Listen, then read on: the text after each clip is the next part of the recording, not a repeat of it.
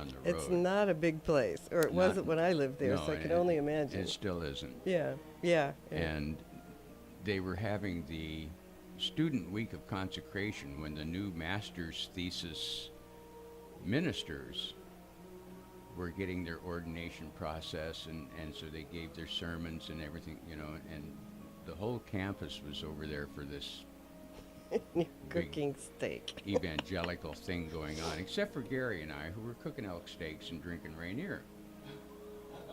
You really are heathen, very heathen. Yeah. So the Dean of Men shows up at our door. He followed the smell of the elk steaks The and molecules onions. were just hovering in the air, I'm Oh sure. yeah, Walla Walla sweets and elk steak go together really, really well. Yes. They really do. Yes. And he knocked on the door and he opened it up. And Underhill was reloading 270 shells. And the Dean of Men comes in and looks around, and we've got 270, 243, 3 shotguns, Beer. 30-30. And he looks in our closet and goes, "You boys going to war?" And this was, of course, before any evil things happened, because if we'd done that Yeah. now, Oh, we'd be on trial, we'd locked be in up. jail for the rest of our lives. Yeah, yeah. And so he confiscated this complete armory and all of our shells. And so, luckily, we had a good stash in the freezer, so we were all right. But he took our frying pan, our cooking oil, all of our spices, Ugh. and that was just before spring break, and it was after spring break that he suggested that we.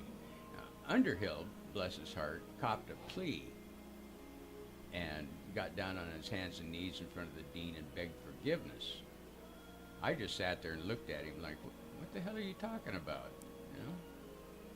And then when he tore up my application, I went, okay, here I come, U of O. And so I went home and dove into the 1967 U of O lifestyle with all intent of becoming a long-haired hippie boy, by golly willikers, and I did very well at it. Yeah. And I think you had a running start with that behavior. yeah, it was, I was kind of predestined to do that, I think. And then when the Eugene Draft Board decided that I really needed to settle down on one major, so if I just took 2 years and went to Europe for the U.S. Army, I would be okay. And when I came back, I found out I'd been disfellowshipped from the Adventist Church. I went, so now I gotta go be a Baptist or something? Oh my Lord. So you were in Europe in the Army? Yeah, I did my 1969 and 1970. I was in Europe as a medical lab technician at the Baden-Baden Hospital in Stuttgart. Oh, okay. And they assigned me to a dispensary out in a town called Gurpingen, which was about 20 miles out of town. So we really never saw the hospital unless we went in for a special lab meeting or training or something like that. Yeah. We didn't really, we just sent our stuff in with the ambulance in the morning and got our stuff back in the afternoon. And it was no different than working out here at PMC. My brother was a sergeant in the Army. He would have been in Germany later than you by a couple of years, but he said drinking all that beer and exploring and drinking the wine and stuff really saved his mental state. Yeah. From the Army, and because we were California kids and fairly liberal and brought up by parents who taught us to question stuff, which doesn't generally go over well in the Army. Not so much. Not so much. So. No, I went over there thinking I was a logger's son and I could drink with the best of them, and right up, and I landed in Stuttgart Saturday night of the opening of Oktoberfest. Oh my gosh. And some guy said, well, hey, we're going down to the beer hall, the Staffenbra house. Why don't you come with us? And apparently I was carried to the street car and woke up Sunday afternoon with this unbelievable pounding in my head. And Monday morning I went into the lab to check in with my commanding officer, and he suggested I go back to bed till Tuesday. Yeah, sure. It Let me know when to talk, Ray. I'll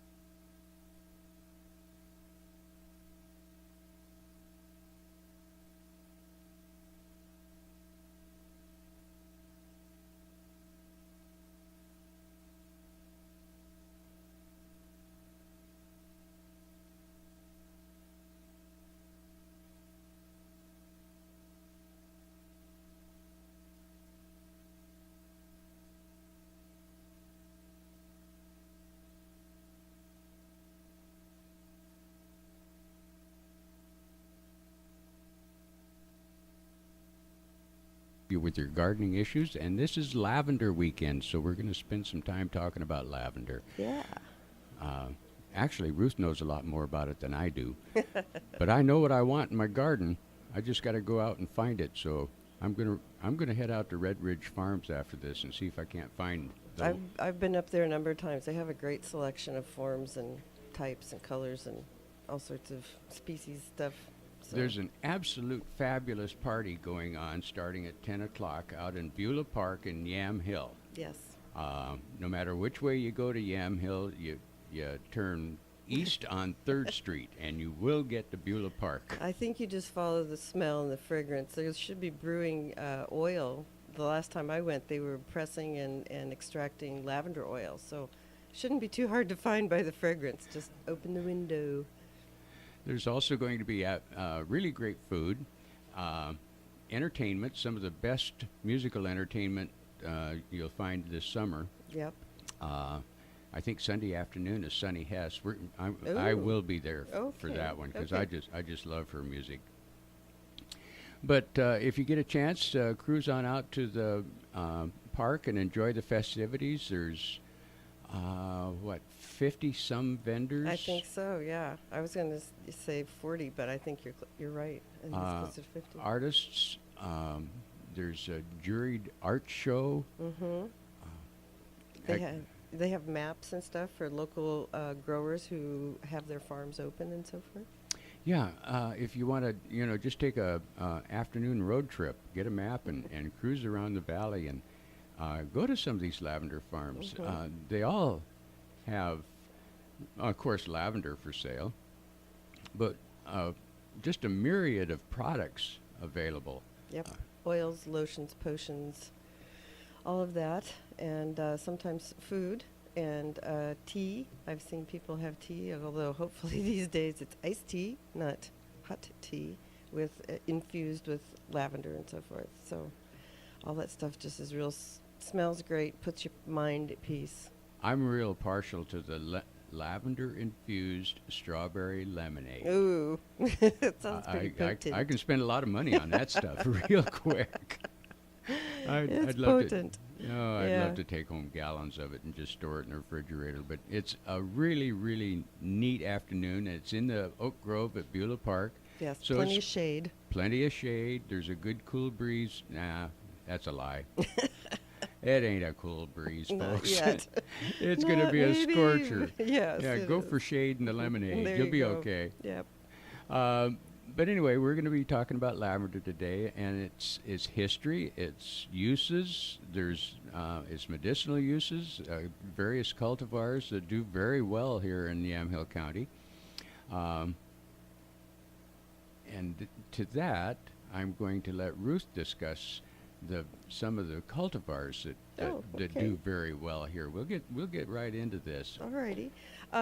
When you think of lavender, basically think Mediterranean because that's the general origin of this plant. Although it will go from the Cape Verde area in Europe, it's considered an old world plant, and then across southern Europe into northern Africa, I was surprised to learn. Southwest Asia, I was surprised to learn, and even into Southeast India is native habitat for this plant.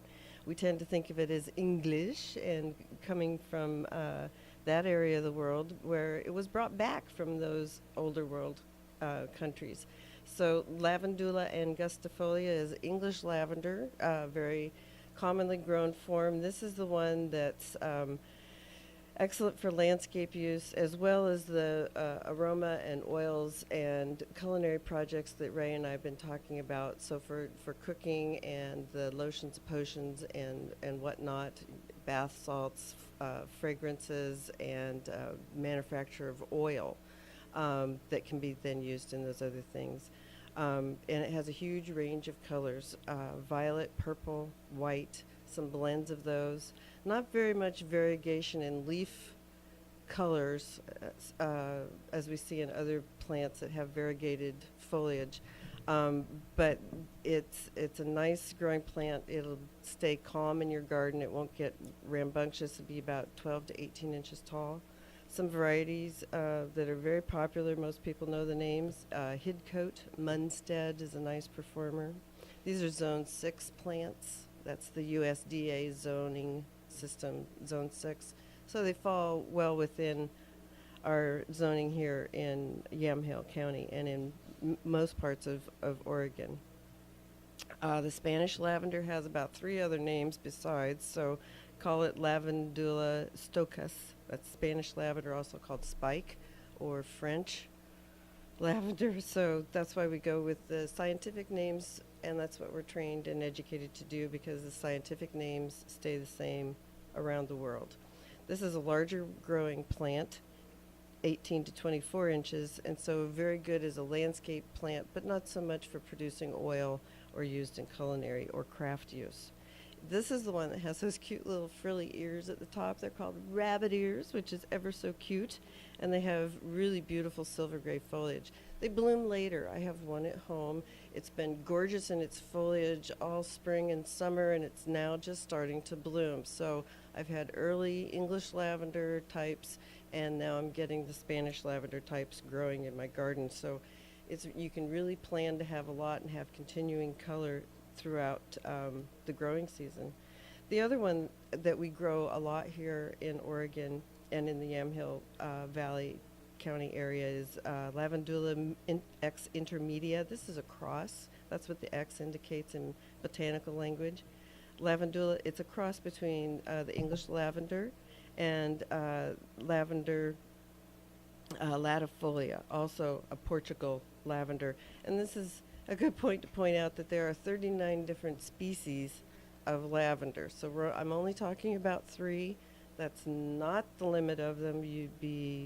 It's intriguing. Google lavender species and see what you find, because it's a huge cross-section of plants. They're in the mint family and very easy to grow. The biggest requirement for lavender is to make sure they don't get wet. You don't want them, which may sound funny in Oregon, but you don't want them sited and sitting in an area where cold water drains or water drains into. So if you have those areas and are determined to put lavender there, common sense just says build up a mound, improve the drainage of your soil, lighten up clay soils with perlite or grit or anything that's going to improve the drainage. And then they'll be a lot happier there. But you don't need to overwater them. They're the Mediterranean plants, Ray. So they're very happy with minimal water, which is lovely this time of year if you don't want to be hugely invested in the water bill. And then they overwinter quite easily. They don't need much in the way of fertilizer, which is excellent. They're a very low maintenance plant, really. And I've had friends be surprised that you can get a second crop of flowers if you let them bloom the first time and enjoy that, and then cut them before they completely lose all their flowers. You can get a second bloom. It may not be as heavy as the first one, but don't let that discourage you, because it'll come back. It'll continue to bloom throughout the summer, and that's a real nice bonus. And then you just take the bundles of what you cut and dry them. Well, I'm going shopping today because I foolishly shoveled all the snow off my driveway on top of the lavender plant. Oy. And when the snow melted away, the lavender plant was crushed, and it just never recovered. I tried desperately to, prop it up, pray for it, fertilize. None of that worked. It was dead. Oh. It was dead on discovery. So I'm going to go out and shop for some of these more striking varieties. Like we discovered in our research, there's also a yellow lavender. Yes, that was so surprising. I've never seen one. I hope I find one of those. Yeah. And in the Stoicus, the Spanish variety, there's one that has white rabbit ears, and that would be my first choice. But if I can find the yellow one, I'll jump on it. That would be great. I don't care what it costs. Oh, I think it would be really very special. They were talking about it being taller than some of the others, and so it'd make a very nice backdrop and to the perennial border. Well, the place where the lavender was is now filled with sunflowers. So when they're gone, I do have a very large pot that, strangely enough, is empty. Oh my God, what's wrong with you? I discovered it underneath my potting bench. Hidden away. I have one hidden away, and it would be just perfect to put a lavender in and let it get started. And then I'll just take root, dirt, and all, and put in a hole in it. That'll make a nice mound for it. Oh yeah, yeah. Drainage in a pot is easy to do, and lavenders do very well in containers. They like it. You want to be sure that they don't overgrow the pot. But if it's in there for a year or so and gets nicely rooted, and then you transplant it out, that's great. But yeah, you can grow some of the smaller varieties of lavender in containers quite nicely. Now, They do very well. if I'm lucky enough to find the one that needs to go home with me today, and I put it in a pot so it gets used to my dirt, when would be a good time to put that out? This fall, or wait until? I would put it out in the fall. Of course, I know you're once burned, twice shy. Maybe you'd rather wait until spring when things dry out a little bit and put it in. But fall is always a great time for planting. It really is. It's six of one, half a dozen of another. It's really up to your comfort level. I don't know that we're going to have a winter like we did this last year. But certainly there's no problem. Once it's in a container plants transplant very easily, and lavenders are pretty tough plants. They really are. So you could easily baby it over the winter and then put it out in the spring. That would be just great. Well, our Rufus weather report for this morning is he's confirming what he actually promised us a week and a half ago. Oh my goodness. That Monday and Tuesday are going to be hot. Yes. Really hot, very Mediterranean, and I say that in big quotation Yeah, marks. I can tell. Luckily, I can do warm okay, but if you have lavenders, this is the time of the year that they're the happiest. Yes, they are. Yes, they are. I think what I'll do though is if I find this magic lavender plant today, and I put it in a big pot, we're going to take off this winter. And go south till we find 70 degrees, and then just run back and forth at that level for about 3 months. So you're bringing it over to my house to babysit? No, I'm going to take it with me. Oh, okay. I think it would be a cool idea to have my little lavender plant out on the patio. You might get a little confused though when you bring it back in the spring, don't you think? No. I'm hoping not. I'm okay. hoping that. Well, yeah, if it's really chilled, wet spring, yeah, that'd suck. Which, lo and behold, God forbid that should happen in Oregon. It's never wet here in Oregon. It's never wet. But they do great in containers, and there's lots of ways to use them outside of containers too, and just enjoy them. Obviously, fragrance. Obviously, using them for crafts, potpourris, sachets, and so forth. But they attract butterflies. They are a great cut flower, and they are deer resistant, drought tolerant, and rabbit resistant. Now, we want to be careful with the resistant and tolerant parts because they'll eat pretty much anything if they're hungry. So, and the same with rabbits. But they're not going to go to these guys first, which may give you an opportunity to chase them off from other things. The oil in them and the texture of the foliage, they just really don't. There are other things they prefer first, let's put it that way. And in our valley, we have a number of people who are hybridizing lavenders and coming up with new varieties. So going out to Yamhill today could put you in touch with people who are on the cutting edge of the lavender business in terms of hybridizing and coming up with new cultivars that would then be different sizes, different colors. Go to the park. I do have a trailing lavender. Oh my! That I thought I would trick the deer. Okay. And so I got these trailing lavenders from the Master Gardener plant sale. I've not seen a trailing lavender. Come over to the house. I'll show you. It droops down about 2 feet on one side. But yeah, the freeze killed one section of one, but the rest of them are doing wonderful. And the two pots that have the big bushy trailings, and they make nice little blue flowers. Yeah. They have so far, the petunias that are in the pot have pretty much escaped the deer, except on one pot, the one where the half of it died. And the little doe very carefully gnawed off just one half of the petunia till she got to where the lavender Oh, started. funny. So I have like the Yosemite Great Dome in my petunia. On one side, it's about 2.5 feet across. On the other side, it's flat. But it's coming back. It's coming back. It's coming back. It's going to make more petunias on that Oh, side good. too. But yeah, Maybe later she in the. ate right up to the edge of the Oh, lavender that's and then funny. quit. And then quit. It's just So, too smelly. Well, aside deer and rabbits aside, there are very few diseases and insects that bother lavender. Aphids, perhaps, blow them off with a hard stream of water, and they'll be fine. Or an insecticidal soap. When using an insecticidal soap, read the directions completely and carefully before you apply.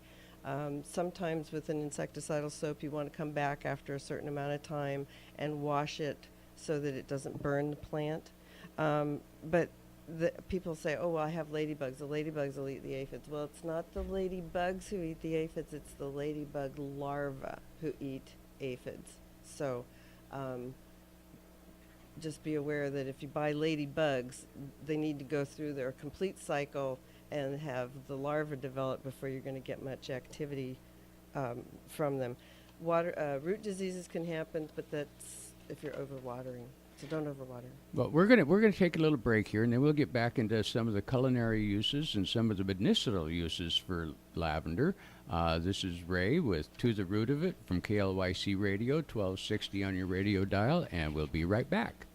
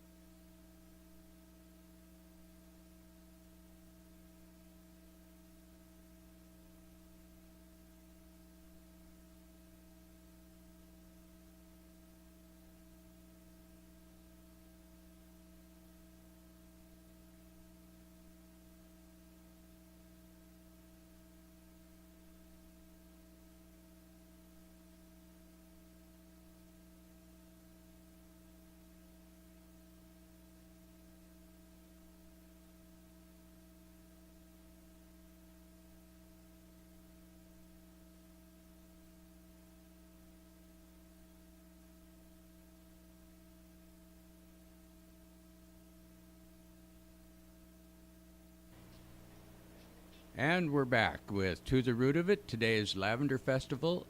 We hope you guys get a chance to take a little road trip this afternoon and go out to some of the lavender farms. Don't forget that out in Beulah Park and Yamhill is the kind of the center hub for the Lavender Festival here in Yamhill County, and it's a heck of a party. There's lots of vendors, lots of artwork, lots of good food. Shade, lots of shade. Lots of shade, lots of great music. Yeah. They will actually be distilling lavender oil. Yes. Yes. And You'll just follow your nose once you get there. Roll the window down when you get to the Yamhill city limits, and depending on which way the wind is blowing, you can smell it. Oh yeah, it's potent. It takes pounds to make a gallon of that. I've read that, and I've forgotten it. I'm sorry. Lots and lots. Lots and lots. Yes. Yeah, it's a funky process. There's lots of things you can do with lavender besides sachets and cut flowers, although the smell will permeate a house absolutely. And lavender candles and all the fun things you can do with it. If I especially like just the scent of lavender. Mm-hmm. It has very calming effects. In fact, if you put some in warm water before bedtime, it's to help relaxation, aids in relaxation. It's actually, lavender's been a part of the lifestyle since way back in biblical times, like 3,000 years ago it's been cultivated. Song of Solomon, Solomon mentions it in the form of nard. Nard. N-A-R-D, because back then they considered it to come from the town of Narda, which was its main source, which actually is a community outside of what is now Baghdad. Oh, really? Well, there's the Southwest Asia. Yep. So anyway, it's been around for thousands of years. It's been used by all cultures all the way around the Mediterranean for many, many uses as in cooking. It adds a really distinct flavor to especially meats. I'm trying one that right now is I got a lamb shank in a Ziploc bag with a sprig of lavender and a sprig of rosemary. Oh boy! Little red wine. Oh boy! And I'm going to let it set till after the show, and then I'm going to go put it in a slow cooker. And because actually the whole purpose was the lamb shank that's in the chunk is a good treat for my puppy dog. Okay. And she deserves. Spoiled dog. Oh yeah. Because it's got a good hard bone, and it's not going to shatter like a chicken bone or anything. She can gnaw on it for a couple of days. And, good stuff. Yeah, it's super good. So because she deserves the bone, I'm going to marinate it and then put it in the slow cooker overnight tonight. Sounds like a real sacrifice. Yes. Yes. You do that as a dog parent. That's true. You know? I know. Yeah. So anyway, that's what I got going on for the slow cooker this afternoon, and I got to get that started before I go out and go shopping. But for medicinal uses, as the essential oil, it was used in hospitals during World War I as a relief for chemical burn therapy. Oh boy! And also helped soothe insect bites, burns, headaches, and bunches of lavender will repel insects. So they used it in sachets to help the wounded soldiers relax in England.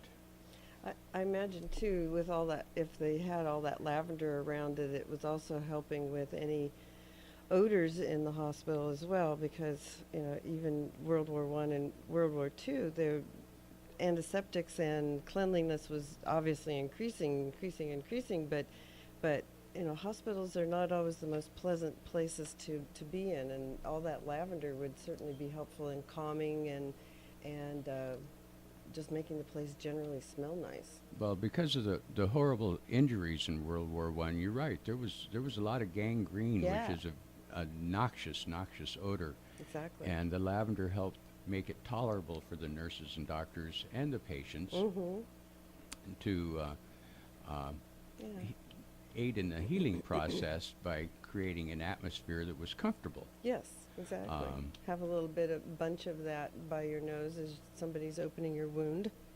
There was a study in 2010 that investigated the effects of influencing on sleep quality Oh, that I found. And lavender oil with a high percentage of linalool in the form of capsules was generally well tolerated and is a common sleep aid in Europe.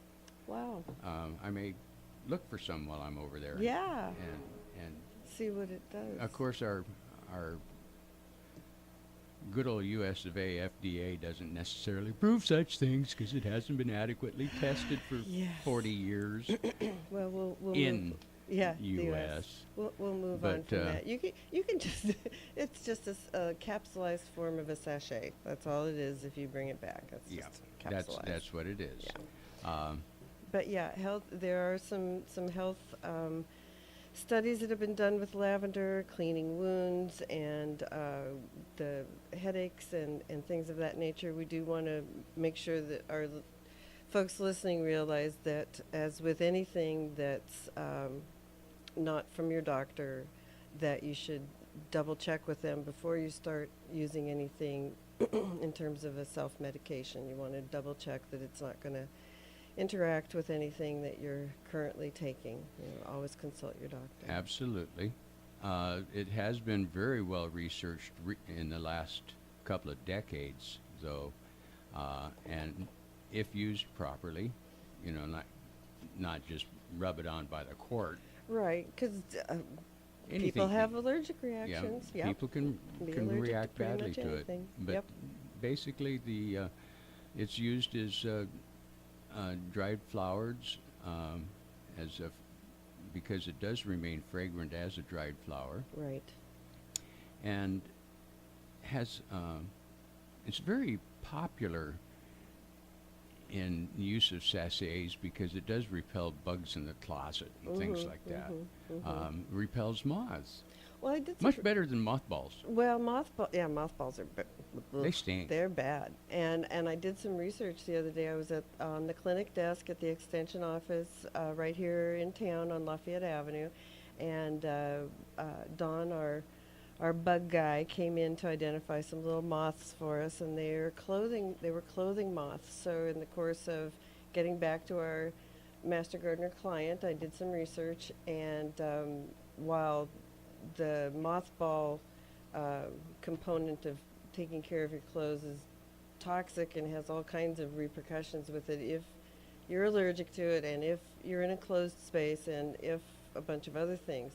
But they said people do use rosemary and lavender together as it's not a fumigant. It may discourage insects.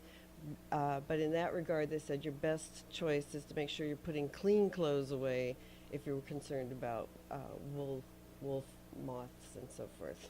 I was amazed that it's been so widely used for thousands of years in Syria, used as a deodorant. Oh, yeah. And sure. in the Roman times, the flowers were sold for like 100 denari per pound, which was about the same as a month's wages Whoa. for a farmer at that time. They really wanted it. And it's used all over the world.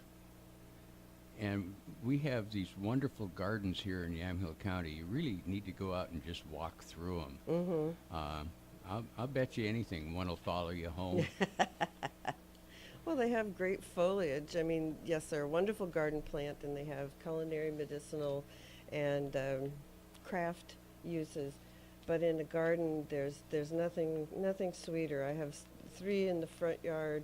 I have 4 in the backyard. It would be hard to have too many. They're just a lovely plant because their foliage is beautiful, and then they flower, and they bring in bees and butterflies, and we can never do too much to help our insect friends maintain health in the out in the big wide world where they get into danger from herbicides and pesticides and things. So providing some habitat. The little bit of lavender that I did get to survive is, like you say, it's that's where I first saw our little Anna's hummingbirds. Oh, yes. They're fearless. They could care less about the dog laying in the shade. Or my cats. Yeah. Yeah, they get out there real quick. But the variety of bees that you see on your lavender is, and well, not necessarily all bees either. No, Various it's a flies and variety things of like that insects, that yeah. really enjoy the Yeah. succulence of the lavender Mhm. pollen.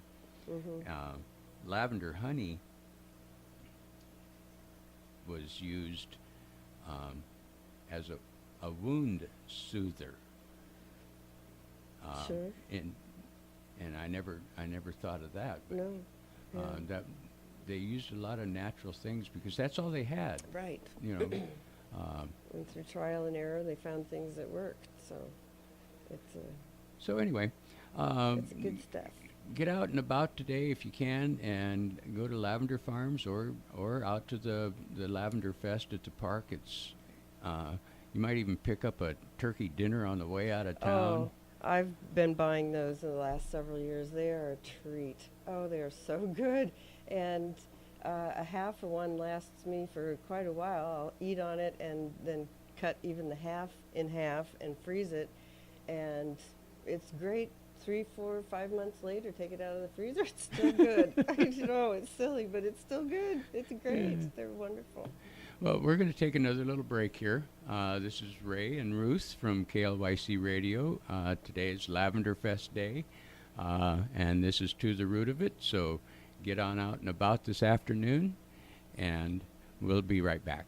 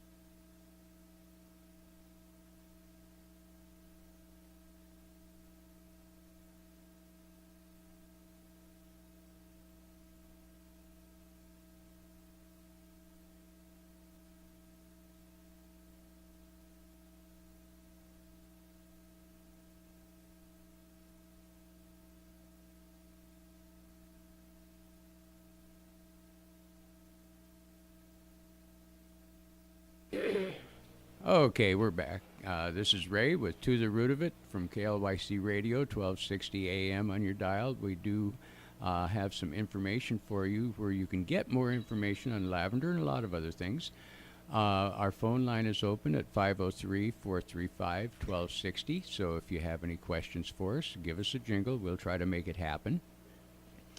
And if you have questions during the week that come up, you can email them to either Kyle or I at Ray or Kyle at totherootofit.com. We get some of our questions there, and some of our topics are are drawn out of the emails that we get. Uh, People are apparently shy about hearing their own voice on the radio, and we encourage you to call because it's a local show. We're here. This is Gardening for Yamhill County. Uh, I've been told we care about what happens outside of Yamhill County, but We do. we do. Yes. We do. We do. So if you're outside of Yamhill County, give us a call too at 503-435-1260, and we'll try to answer your question. And if we can't answer it today, then we'll do the research for you, and we'll come back with an answer next week. Yeah, that's what we do at the office on Lafayette, the extension office there. The Master Gardeners have a office there. We welcome walk-in people or phone calls or emails there too. And when you come in, we'll get some general information from you, contact information, so we can get back to you. And then find out what the specific question that you have is or problem that you're having at home. If you have a commercial operation, we'll send you to the proper staff horticulturist for that. But the home gardener, we love to see. We really enjoy getting your questions. They help us. We learn more by doing that. Ray, I just wanted to say a couple email websites that I found in doing research. I would think people would enjoy reading. One is the Herb Society, herbsociety.org. That's the Herb Society of America. The Oregon Lavender Association, oregonlavender.org. And the Oregon Lavender Destination folks, they're sort of an offshoot of the Oregon Lavender Association, and their website is OregonLavenderDestinations.com, and you can find a map and more information about the festival there. And Google is a wonderful thing.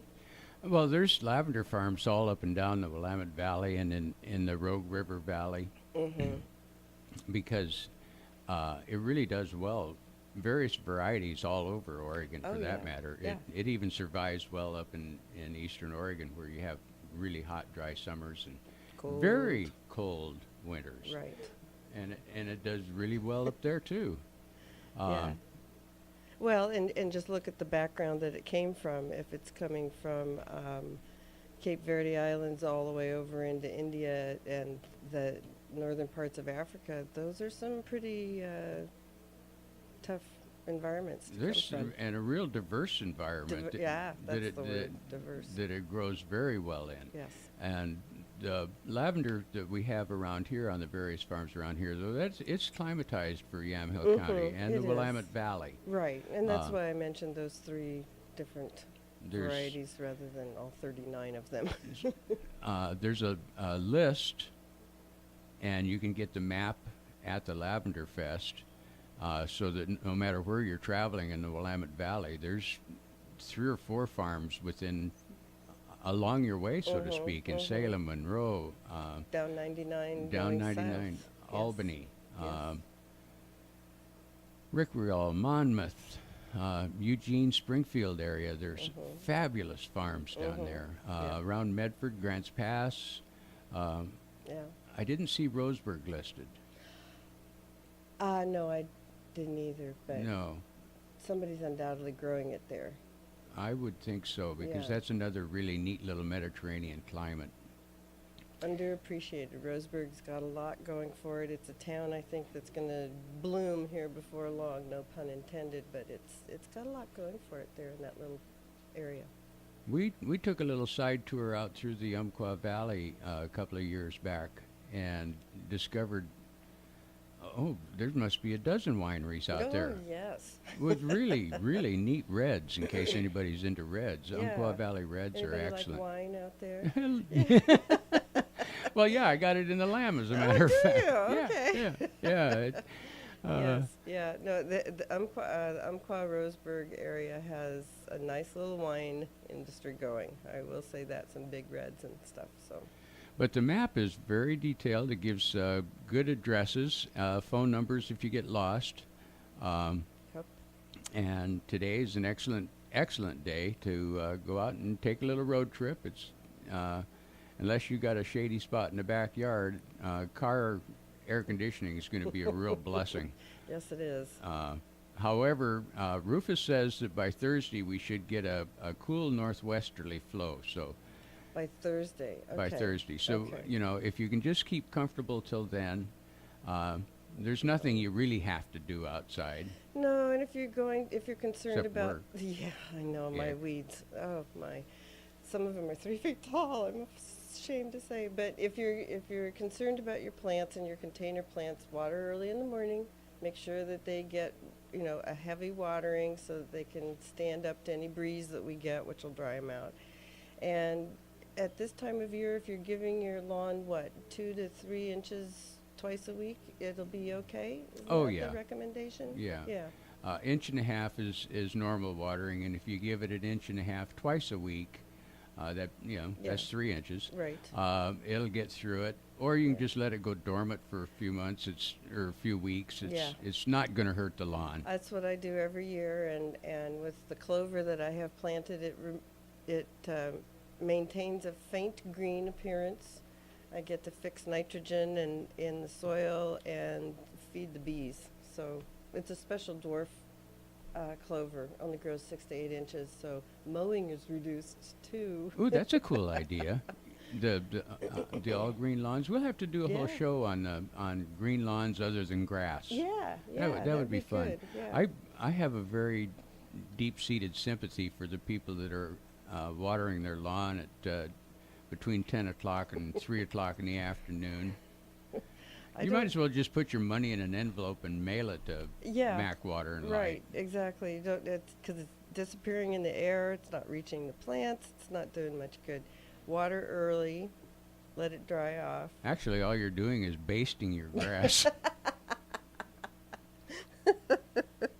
That's gonna- true. That's yeah, true. you're just helping it fry better. Yeah, yeah, and teasing it too because it's going water, water, and Yeah. you're just going whoosh over the top of it. Yeah, just missed. Yeah, we won't even. Never mind. Yeah, just never don't mind. do it, people. Yeah, just Please don't do it. it. Water early in the morning. Use a Yeah. timer, or pay a small child to sit out there and watch it, or something of that nature. I think that would be good. And, That would actually be excellent. yeah. So anyway, do be careful during this very hot weather. To like Ruth is saying, get your plants plenty of water before the heat comes up. That way they have a chance to absorb it, and they'll tolerate the heat with the water being inside the veins and leaves rather than on the outside of the veins and leaves. They don't necessarily take it in through the roots. They don't necessarily absorb it through the leaves or flowers, which I've made the mistake before of thinking I was cooling off my hostas. Giving And them a even little though it was, sprinkle. a nice magnanimous gesture to give them a nice misting with the garden hose, I've often paid the price of having brown hostas. Yeah, it'll burn the leaves. And the water droplets magnify the Yep. sun, and they burn. They fry Yeah. instantly. So, and containers that are hanging also. If you have anything in a pulp pot, or even a plastic pot, or any of the other formulations of hanging pots, make sure they're really soaked, because those fiber pots, particularly, the water will just wick right out of them unless they're really saturated with any breeze. So, Yeah, I got up this morning. I went out and watered my geraniums and petunias that are in a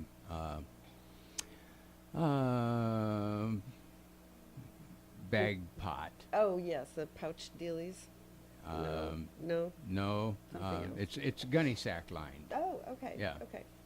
I forget what the stuff is called, but anyway, I soaked it until the water actually ran out the Yeah. bottom of it, Yeah. and that was done by 6:30 this morning. So. Right. And it'll be happy, and some of those things, are going to need checking twice a day. Just the wind takes it out. If you have a hanging pot, make sure that you have decent drainage, though. So if you water it till a little bit of moisture starts to run out the bottom, that should be good. Yeah, right. It doesn't have to, water in, water out at the same volume. yeah. That's Oh, no. And, yeah, you don't want to drown the plant No. either. So No, there's no, a no. happy medium. Just, play with because it. if it's hanging in the sun, the water in the pot's going to get hot too, and you don't want to cook the roots. That's a bad thing. It is a bad thing. They're not very tasty. And doesn't do the plant a doggone bit of No, good. no, that's true too. Yeah. So anyway, folks, it's hot. Just be sensitive to the needs of your yard and garden.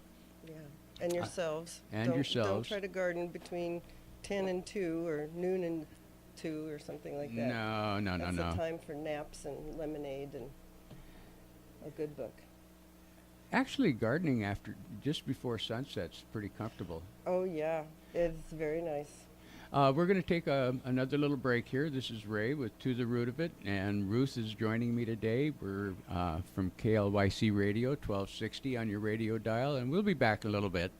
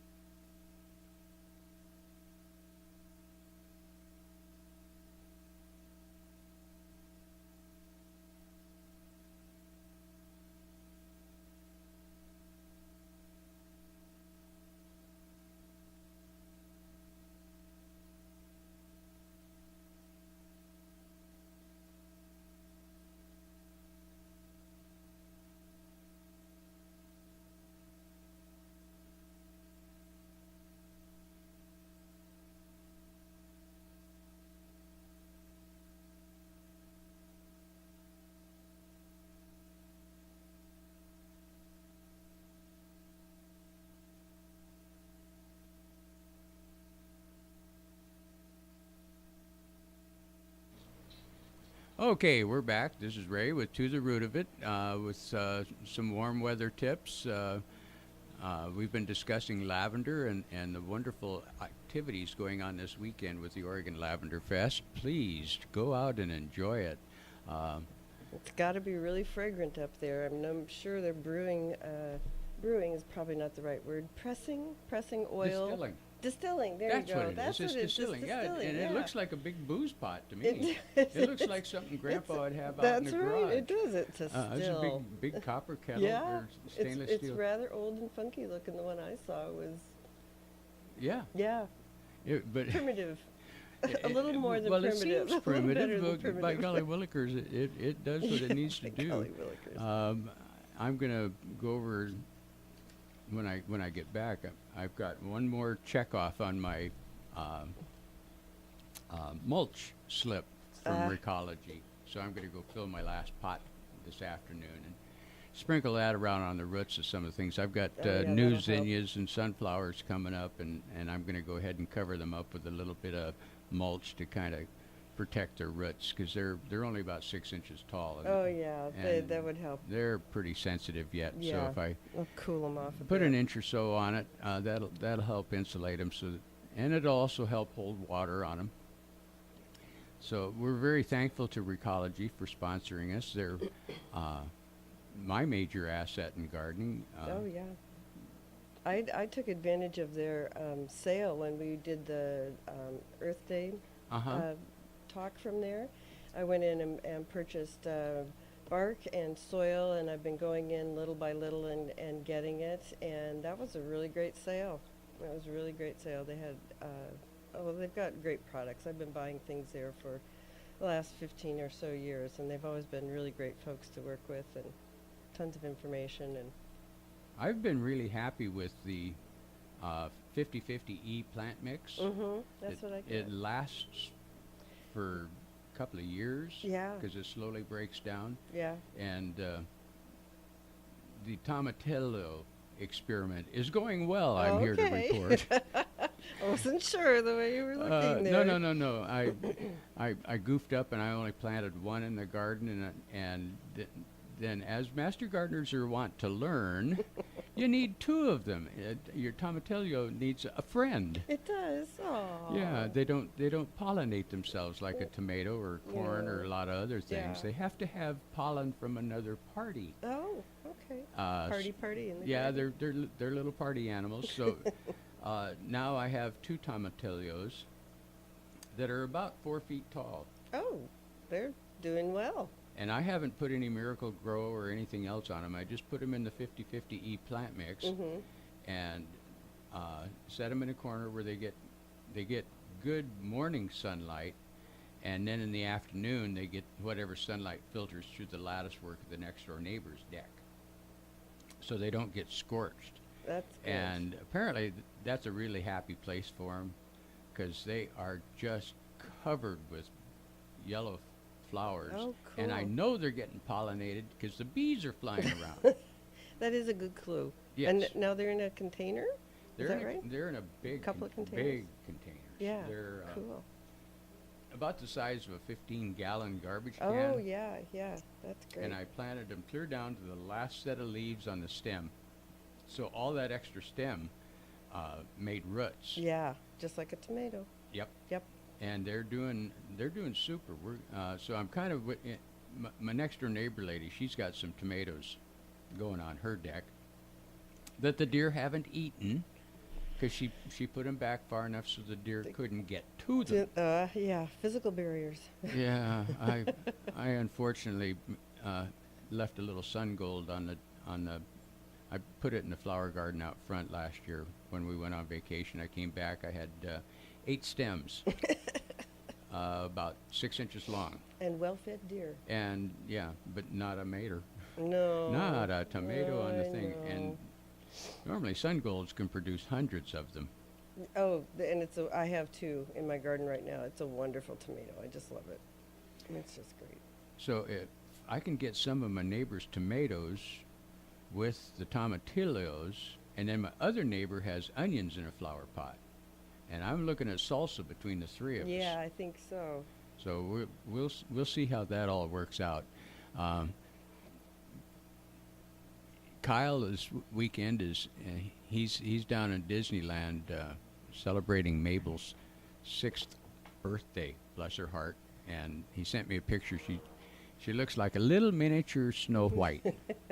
Got the skirt and the little blue vest, and just cute as a button. So she's having a good time today. Yeah, I bet.